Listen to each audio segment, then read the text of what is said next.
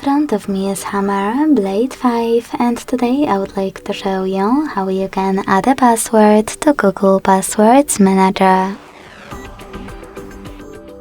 Begin by opening Settings and scrolling down to access passwords and accounts.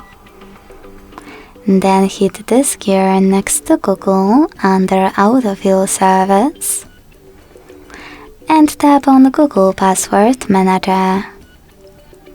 Following that, use this plus next to Add Password to add a new one and input all of those informations. At the top, select any website or click on Select App and tap on the chosen one. Then enter your username, email or phone number,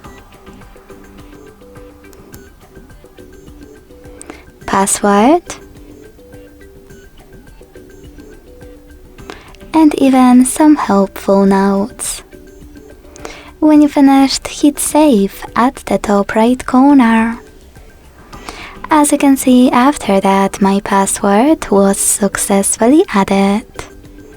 Thanks so much for watching. If you enjoyed this video, leave a like, comment and subscribe. Bye!